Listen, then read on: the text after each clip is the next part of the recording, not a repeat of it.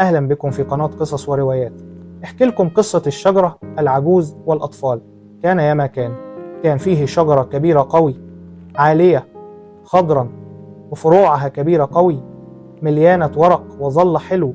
كل يوم كان بيجي ولد صغير يلعب حوالين الشجرة، كان يتسلق فروعها، يأكل من تفاحها وينام تحت ظلها.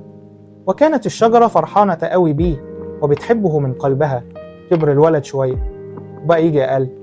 في يوم جه الولد وقال للشجرة: أنا كبر وعايز أشتري لعب جديدة بس معيش فلوس.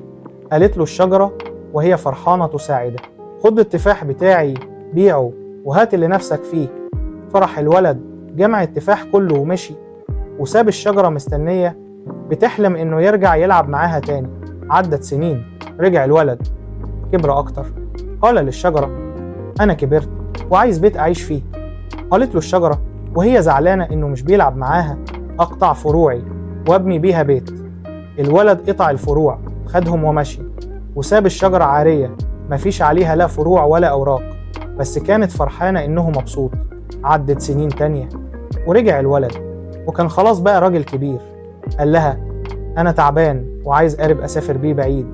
قالت له الشجرة: أقطع جذعي واصنع بيه مركب وروح في رحلتك. الولد قطع جذع الشجرة، صنع بيه مركب وسافر، والشجرة فضلت مجرد جذع قصير. حزينة مستنياه. مر وقت طويل ورجع الولد، وكان خلاص بقى راجل عجوز. الشجرة قالت له بصوت ضعيف: ما عنديش حاجة أديها لك دلوقتي، أنا بس جذع قديم. الراجل قال: أنا مش عايز حاجة دلوقتي، أنا بس عايز أقعد وأرتاح. قالت له الشجرة: طب تعالى أقعد عليا، أنا هستناك دايما. قعد الراجل على جذع الشجرة، ارتاح، وهي فرحت إنها لسه قادرة تديه حاجة حتى لو كانت مجرد مكان للراحة. العبرة العطاء الحقيقي إنك تدي من غير ما تستنى مقابل. زي الشجرة دايما بتدي حب وخير حتى وهي ضعيفة. أتمنى أن تكون القصة نالت إعجابكم. متنساش تعمل لايك للفيديو والاشتراك في القناة.